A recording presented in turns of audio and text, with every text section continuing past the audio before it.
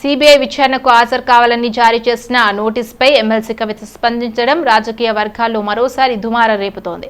గతంలో ఆమె ఈడీ నోటీసులపై సుప్రీంకోర్టును ఆశ్రయించడం తెలిసిందే.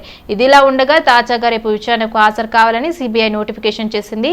దీనికి స్పందిస్తూ ఎమ్మెల్సీ కవిత పలు సందేశాలు, అనుమానాలను వ్యక్తం చేస్తూ సిబిఐకి లేఖ రాయడం చర్చనీయాంశంగా మారింది. మరిన్ని వివరాలు మా బ్యూరో చీఫ్ శ్రీనివాస్ అందిస్తారు. ఎమ్మెల్సీ లిక్కర్ స్కామ్ కేసు మరొకసారి తెరపైకి వచ్చింది. అసెంబ్లీ ఎన్నికల ముందు ఇదే ప్రధాన అస్త్రంగా అన్ని పార్టీల మధ్య ఒక విమర్శనాస్త్రంగా తయారైన పరిస్థితి. అలాగే మరొకసారి పార్లమెంటు ఎన్నికల ముందు సిబిఐ 41 సిఆర్పి 41 ప్రకారం నోటీసులు ఇవ్వడం జరిగింది. ఈ అంశం మీద ఈరోజు ఎమ్మెల్సీ కవిత స్పందించడం జరిగింది. ఆమె స్పందిస్తూ సిబిఐకి ఒక లేఖ రాయడం జరిగింది. ఆ లేఖల్లో పలు అనుమానాలను, సందేహాలను, ఆమె కీలకమైన అంశాలను లేవనెత్తడం జరిగింది.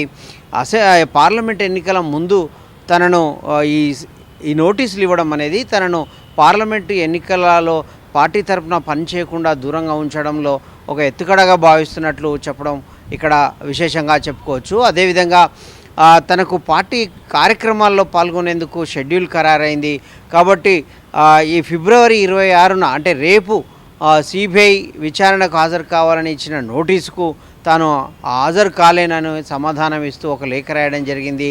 గతంలో ఈడీ నోటీసులకు సంబంధించి సుప్రీంకోర్టులో ఈ విచారణలో ఉంది. ఆ నోటీసులకు సంబంధించిన కేసు కూడా సుప్రీంకోర్టులో విచారణ ఉంది. అప్పుడు ప్రభుత్వ తరపున ఒక సుప్రీంకోర్టుకు తాము అరెస్ట్ చేయమని ఒక హామీ ఇవ్వడం జరిగింది. అదే అంశం దీనికి కూడా వర్తిస్తుందన్న అంశాన్ని కూడా ఎమ్మెల్సీ కవిత తన లేఖలో పేర్కొనడం జరిగింది. కాబట్టి పార్లమెంట్ ఎన్నికలకు ముందు ఈ అంశం రాజకీయ వర్గాల్లో చర్చకు దారితీస్తున్న పరిస్థితి. ఇటీవల కొన్ని రోజులుగా కాంగ్రెస్ పార్టీ కూడా పదే ఈ అంశాన్ని అంటే వ్యంగ్యంగా సెటైర్ వేయడం జరుగుతుంది. ఈ అంశం పైన అంటే కేవలం ఎన్నికల ముందే బీఆర్ఎస్ బీజేపీ ఒకటి కాదని చెప్పుకోవడానికే వాళ్ళు ఎమ్మెల్సీ కవిత కేసు విషయంలో ఏదో ఒక దూకుడుగా ప్రదర్శిస్తున్నారు. గతంలో ఈడీ నోటీసులు అసెంబ్లీ ఎన్నికలకు ముందు, ఇప్పుడు పార్లమెంట్ ఎన్నికలకు ముందు ఈ సిబిఐ నోటీసులు అందులో భాగమే అని కూడా పదే చెప్తున్న పరిస్థితి. ఏకంగా జగ్గారెడ్డి అయితే టీపీసీసీ వర్కింగ్ ప్రెసిడెంటు, సంగారెడ్డి మాజీ ఎమ్మెల్యే జగ్గారెడ్డి అయితే దీన్ని అదే కొట్టిపారేశారు. ఏదైతే ఎన్నికల్లో తంతు భాగమే, ఎన్నికల్లో లబ్ధి పొందేందుకే సానుభూతి పొంది బీజేపీ ఈ అంశాన్ని అడ్డం పెట్టుకొని సానుభూతి పొంది ఓట్లు దండుకోవడానికి ఇలా చేస్తున్నారు అనే విషయాన్ని కూడా ఆయన పదే పత్రికాముఖంగా కావచ్చు, మీడియా సమావేశంలో విమర్శిస్తూ వస్తున్న పరిస్థితి. ఈరోజు చిట్చాట్లో కూడా ఇదే అంశాన్ని ప్రస్తావించడం జరిగింది జగ్గారెడ్డి. కాబట్టి ఈ అంశం ఒకవైపు రాజకీయ చర్చకు దారితీస్తుంది, మరోవైపు దర్యాప్తు సంస్థలకు ఉన్నటువంటి అధికారాలను కూడా ప్రశ్నిస్తున్న పరిస్థితి. ఇక్కడ లేఖలో తాజాగా ఎమ్మెల్సీ కవిత రాసిన లేఖలో మరొక అంశం కూడా ఉంది. తన రాజకీయ హక్కులను కూడా హరిస్తుంది, తన స్వేచ్ఛను హరిస్తుంది అన్న అంశాన్ని కూడా లేవనెత్తడం జరిగింది. కాబట్టి రాజ్యాంగబద్ధమైనటువంటి విచారణ సంస్థల పరిధి ఏంటి, ఈ సందర్భం ఏంటి అనే విషయం పట్ల కూడా పలు అనుమానాలు రేకెత్తిస్తున్న పరిస్థితి.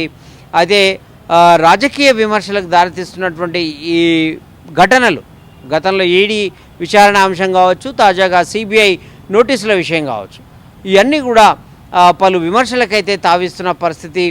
అక్కడ వాస్తవాలు ఏంటి, విచారణ జరగడానికి గడువు ఏంది, నిర్ణీత గడువు ఏంది అనే విషయం పక్కన పెడితే కనుక ఆ విచారణకు తీసుకుంటున్న సమయం అంటే దాదాపు ఈడీ నోటీసుల తర్వాత 15 నెలల తర్వాత సిబిఐ నోటీసు ఇవ్వడం జరిగింది. గతంలో ఒకసారి సిబిఐ ఎమ్మెల్సీ కవిత ఇంట్లోనే విచారణ చేయడం జరిగింది. అప్పుడు ఆ సమయంలో సిఆర్పి సెక్షన్ 60 ప్రకారం నోటీసు ఇవ్వడం జరిగింది.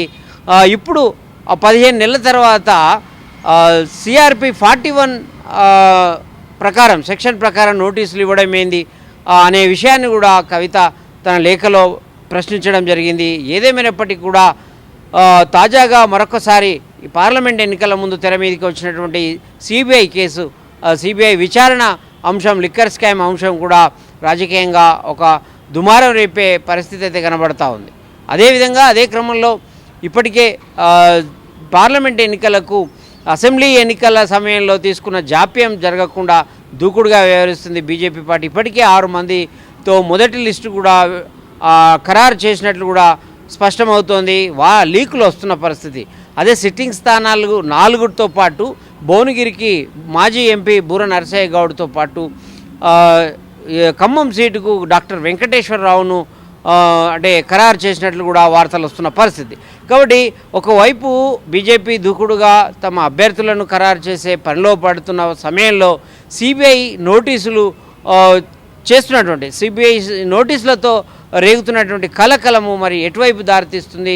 ఈ పార్లమెంటు ఎన్నికల్లో ఎవరికి ప్రయోజనం కలుగుతుంది? ఎవరి పుట్టిముచ్చబోతుంది? లేకపోతే ఎవరు దీన్ని ఏ రకంగా అస్త్రంగా మలుచుకోబోతున్నారు అనే విషయం అయితే ఆసక్తికరంగా పరిశీలకుల్లో రాజకీయ పరిశీలకుల్లో ఒక చర్చకైతే దారితీస్తున్న పరిస్థితి.